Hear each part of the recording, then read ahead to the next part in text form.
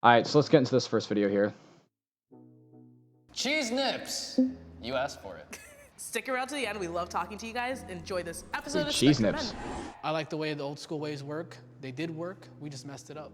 So that's important to you, to be like the breadwinner? I'm the caretaker of society.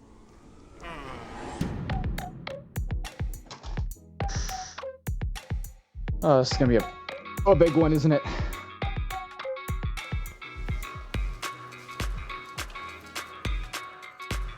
I'm interested to see the different parts. I haven't seen any of these, by the way. I've seen clips from.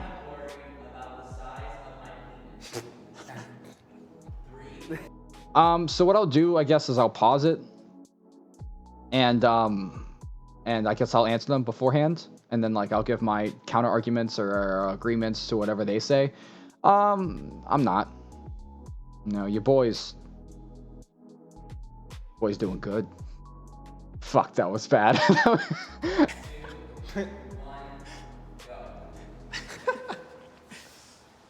Oh my god. This is a good question. I put myself in disagree. It's just a normal thing to be worried about. Like when you're growing up, like you're like, am I normal? You know, like.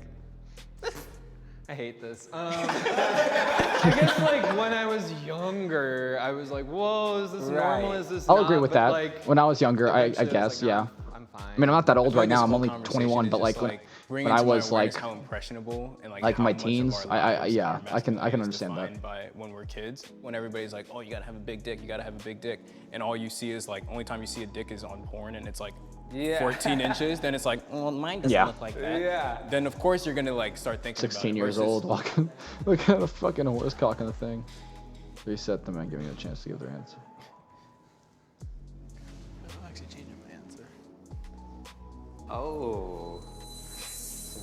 I would still disagree. I mean, I'm not like I changed my mind because what he said was, it made a lot of sense, because I remember the first time I saw porno and I saw a black guy's penis, I was like, I'm not like that. As I got older, I perfected my craft. I've never had a problem with women. It has nothing to do with the penis. It's all about, it's not the size of the boat, it's the motion of the ocean. okay, You just yeah, love it's a both. woman, you embrace Okay, each if other, you don't know and what you're it's just, I've doing, never had a it's problem with bad. a woman But if you got a pecker, since it's then. bad too. I It, think for younger guys, this is the concern that I'm realizing is like, maybe if these discussions were more open about size and whatever. I think it's more of a like as a kid thing. You know what I mean? Like I've never been a necessarily insecure person. Like I've had my insecurities, of course, because I'm human. But like I've never been like super insecure about 90% of things. So I think when it comes to something like this, I think it's more of a more of an on them thing. You know what I mean? I think it's more of a children thing. Like as a teenager, I definitely had that. Like when I was like 16, 15 to like 17, I definitely had that thought. But like now I'm just, you know what I mean? I don't, you know, if it was like that, I wouldn't care all that much.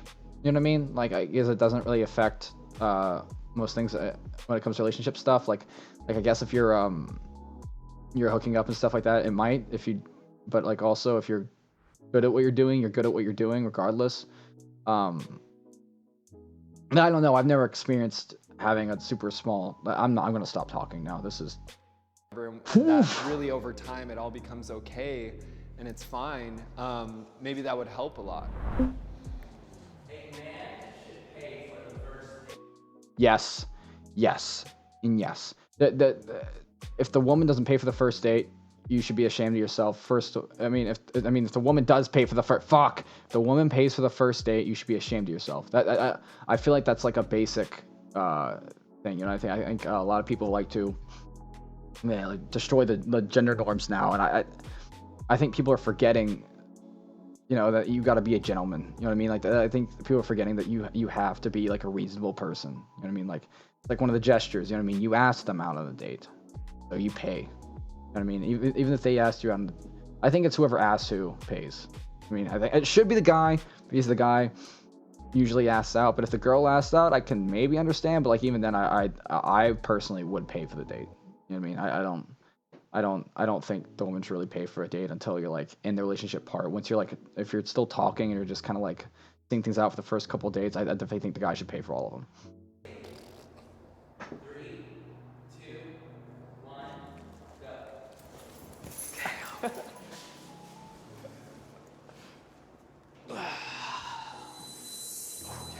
strongly disagree. I like the way the old school ways work. They did work. We just messed it up. So that's important to you to like take that leadership role to be, Tradition. to be like the breadwinner. I'm the Okay. caretaker. Okay. They're getting into a different part right now than what the basis of the question is. Like they're skewing it to be something that it's not. So he was like, "You want to be the breadwinner." That has nothing to do with it. It's the gesture, right? It's the gesture that you're willing to put money aside for someone else, right? That you're willing to do that. And if his counter is going to be, "Well, what about the woman? Why is she willing to do that?" It doesn't matter. Doesn't matter. You're the guy. You're supposed to take initiative with this kind of stuff. You know what I mean? Like you're supposed to do all the nice things for them and then shower them with all the good things, regardless of all the thing. When it comes to dating, like if you really want to get a girl, you gotta be forthcoming with it. You can't let her pay for all that shit. Not saying that she can't or like she doesn't have the means to do it.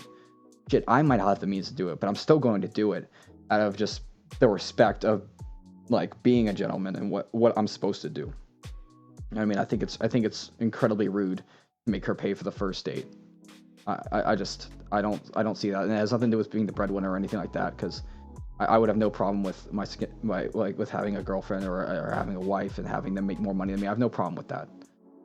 I just think there's a certain gesture that you make as a guy on the first date that you should keep that kind of role. Of society. I don't even like saying it this way. Once you give the woman the power, then you just demasculated yourself. I want to stick to what's made me happy. And I don't agree with that though, about the giving a woman the power, you demasculate yourself. Fucking ads. Perfect, but it works. No, I don't agree with that. Be a man, plain and simple. I don't know. I think we're just getting in dangerous territory when we start talking about chivalry. At the end of the day, it's like, yo, baby, if you want to pay for this, like. Yeah, but that's childish, right? Like that's. Okay, so I don't agree with the bald guy's statement of being like, hold on, let me rewind it and make sure I like get what he said correctly so I can. I want to stick to what's made me happy, and my grandparents, my parents, I'm just gonna stick with it because it works. It's not perfect, but it works. What did he say though? Just demasculated yourself. I Okay. want to stick to what's made. I do not believe that letting them pay for it demasculates you. Like or letting them do something. Like when he said that, like if I would that happen, I would feel like less of a man. I would. But like in general, that like letting the woman do things for you, like doing nice things for you, it's not a demasculating thing, right? I don't think that's the right way to go. You know what I mean?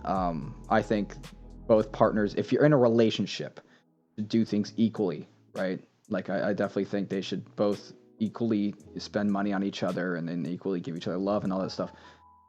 But this is a first date. You're not dating yet. You know what I mean? This isn't anything, no relationships or anything. This is a first date. So, regardless of masculinity or anything like that, that has nothing to do with it. It's about the gesture, as I said before, you know what I mean? I feel like I'm just gonna repeat myself over and over, but made me happy, and my grandparents, my parents, I'm just gonna stick with it because it works. It's not perfect, but it works.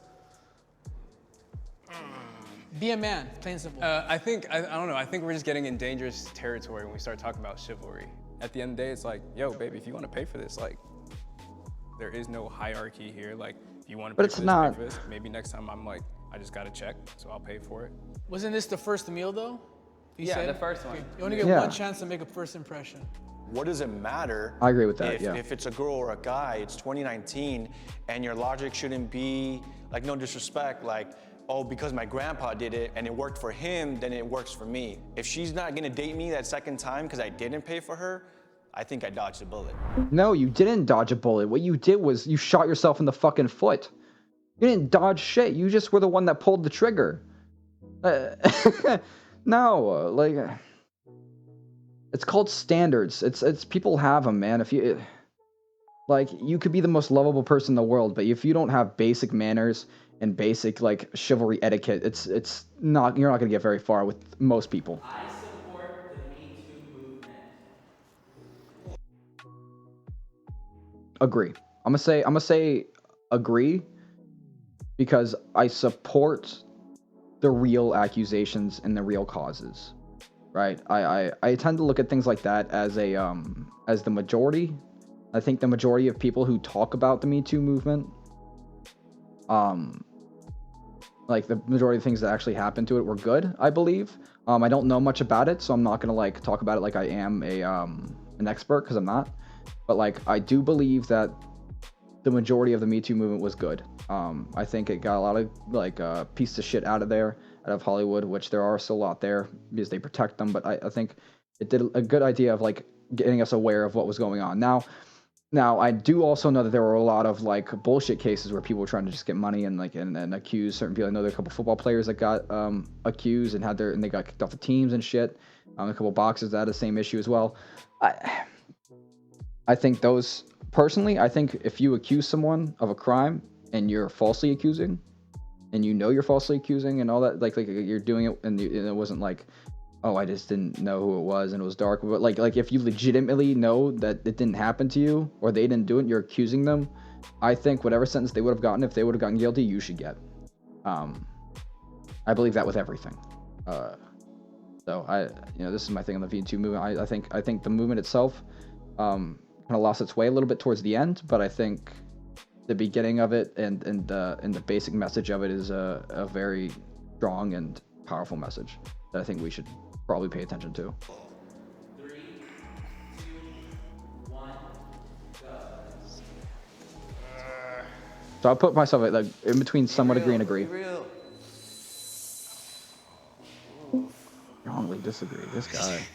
At first, when I saw it, and talking to my friends, and family, a lot of people in the South, they're like, these women should have spoke up a long time ago. And then I had to like step aside and really process it for myself and be like, you know what? She didn't feel comfortable, and she wasn't in a society, in a place. This is what I do have to say to that. I agree that she did not feel comfortable, and I think if you had something horrendous like this happen to you, you should definitely speak your truth regardless. But that being said, if anything like that happens to you, you should definitely speak up as soon as you can. Otherwise, it's just 90% of the time it's not going to work. You're not. Well, I mean, not going to work in the sense of like nothing will get done, right? Like at least if you spoke up about it, at least something might happen. It's better than nothing. It's better than ignoring the whole thing and just being kind of like, and trying to give it. But it's also a traumatic experience that I've never personally gone through, thank God, and I've know a few people that have gone through it, and I can't speak for someone else's judgment and someone else's thing. So for me to say to someone else, I hope you do this, and like you should have spoke up, may have been the right decision in hindsight, but I didn't know what the emotions that they were feeling at that point in time. So who am I to judge? You know what I mean? But in hindsight, after looking at it, you should for sure speak up if it happens to you. As soon as it happens, or as soon as you possibly can, and go to the authorities or a parent figure or just someone, tell someone, because that's the only way you're going to be able to catch these pieces of shits. This is the only way. Where it was acceptable for her to say anything about it. So now that they have the platform and the ability, I'm like, that's amazing. Speak your truth. What do you tell a child who is accused of rape by a woman, has his whole life destroyed, and then people just go, There's always going to be people that take advantage of it. It's not going to be perfect. We're figuring it out as we go, but I think it's done more good than it's done bad. I think we get to acknowledge the bad though. Like I think, like of course. That's why I'm doing like this thing is like for us to say like, oh, he did that to me, and all of a sudden now we've like vindicated that guy is like vilified. Like there is no chance. I do agree with that. I do agree with that. I did have a friend of mine, and I will not speak the names obviously because it's private, but I had a friend of mine that had his life completely ruined. He lost his job. He was going to be a doctor. He just graduated from medical school. He got a PhD, and he actually had an interview, and he got the interview, and they were going to give it to him, but this girl came out from his sophomore year of college saying that he sexually assaulted her when it didn't happen, and she posted it, I think it was on Instagram, and it blew up, and he had his life ruined, and it wasn't true, and he later took her to court and sued her for slander and defamation, but it didn't matter. He didn't get the job, and I don't think he's going to get hired at any places, at least as a pristine doctor, just because of that. So that does happen, And regardless if that's the majority or not, I do agree with the fact that you have to look at the outliers as well. You can't just act like they don't exist just because they're outliers. Thing to say in the conversation. Trial we get to by have a mob conversation is every not time. good. Like, this mob mentality is bad. I Yeah. agree with that, but I don't think that's exclusive to the Me Too movement. But we're using it right now to say, It's not, oh, but that person is but it bad. definitely oh, fuck that person. came out in that There's no further moment. conversations being happening. If it's a movement to say, yes, okay, this hierarchy we've created of men and women, which is a result of the way men are expected to act, that women are expected to act. Let's have those conversations and everything changes, and I'll be over there all fucking day. Toxic masculinity is overblown. Yes. I would say I agree. Overblown. Wait, what? Overblown. What is Can you use a different word? that? Yeah. Oh, it's the exact right word. I would agree. Yeah, I think I just somewhat agree that it's blown out of proportion because I think what happens with social media is a group of people coin a term and now we're all painted by it. Like, we are not in like a I don't know, like rape culture world, you know, like women are being catcalled every day. And so like men are still, I think, seen or experienced as like a predatory presence to women. So like, that's why I just don't think it's like overblown. I think it's new. If we were good men, there wouldn't be feminists. They wouldn't be attacking us. They wouldn't be hating us. You have a lot of guys who don't want to commit to marriage. You have a lot of guys who catcall. Okay, that's not a good point to make. Like I understand what he's saying. That's not a good statement to make though. Saying if we were good men, there wouldn't be feminists. Well, like I initially yes, when it came to like the real feminist movement, but like the crazy like short blue-haired chicks that like to yell in your face all the time, saying fuck men for no reason. Like I don't think that would have mattered if there were any issues. Now, I'm not saying that the issues themselves did not matter, because they did, and I'm glad we got most of them resolved. And I'm sure there's still issues out in the world right now. I'm not gonna act like I'm some fucking doctor or not a doctor, but like I've done research, because I haven't. You know what I mean, I read a lot and I pay attention to a lot of debates, but I don't know much about that specific time until I have to look into it a little more probably. But when it comes to like that argument itself of, oh, well, if we weren't good, there wouldn't be bad people. That's not true. Bad people exist everywhere. You know, bad people just happen to be bad. Regardless, it doesn't mean it was your fault that they were bad. It doesn't mean it was someone else's fault there. It just happened to be bad. You know, so I don't agree with that statement. I don't think that Jeffrey Dahmer came into this world because someone else decided that it was, you know, did a wrongdoing and karma came back to get them. You know what I mean? I don't believe in that. I think bad people are bad people, and I think bad people happen because they are bad. I don't believe that there is like some crazy ass like, you know, karma thing out there, that because just now you being a bad person does bring reactions out of other people. That is the case, but just because that's the case doesn't mean anything else. So yes, men have become toxic. And once again, I have to be consistent with all my beliefs and all my morals. I'm very traditional. I see what you're saying, but the way you're framing it, like this word moral is kind of We don't know what that is anymore, though. That's well, the it's like, it problem. sounds like you're saying like it's men's job to be like the moral compass of society. I didn't. It is. Okay. I think it's anyone's job. I didn't It's get that everybody's, what he was but saying, and then he did if say men it. want to coin themselves as the leaders, you have to hold up to that's- the good and the bad. That's part of the problem. But don't be a though. leader. Like, You that's don't what need I to be think a leader. I toxic mean, like, masculinity leaders are- are leaders. You don't have it's to be a putting guy too or a girl to much be a leader. pressure on yourself. I mean, it's very obvious that we're grappling with like the history and the damage of like what a world completely run by men does to us. That's why I think we're talking about toxic masculinity. I think that a lot of people think that toxic masculinity is like within every dude, and I don't think that's the case. I think being toxic masculine dude is being a piece of shit, and like, you know, kind of overexemplifying that like 1950s guy that could like say whatever he wants to his wife and she's gonna have to take it. I think that's what I think of, and I think comparing myself to that, I can't see anything that's the same, and I find that absolutely disgusting, if I'm being honest with you. I'm comfortable showing my emotions.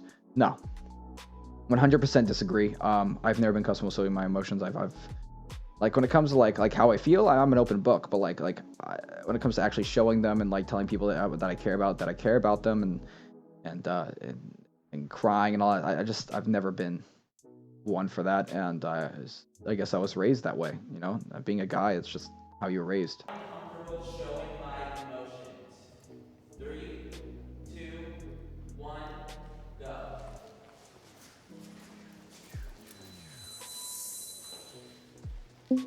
I would put strongly agree for this one.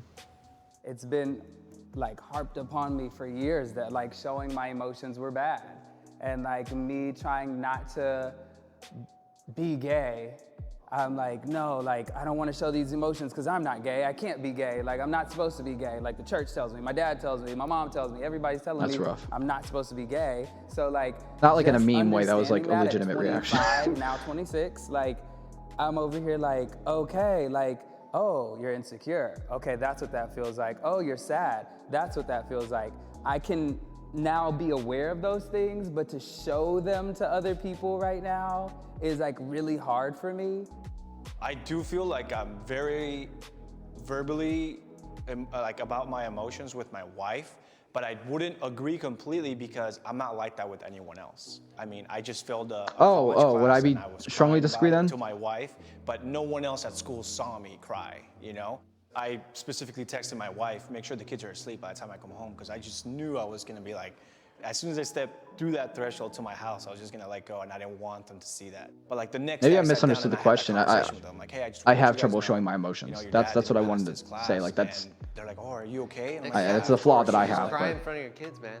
I remember like seeing my dad cry for the first time when his mom died, and I remember like imprinting that in my mind as like, wow, you know, like my dad can be upset, and that was like an important thing to witness. It's reality, emotion. Yeah, it's real. I was raised by two parents that I never ever saw cry. The effect that that had on me was by the time one of them passed away very suddenly, I didn't really seem to be affected at all. So I've actually had to do a lot of therapy on that. This thing about masculinity not being able to show your emotions is very bad.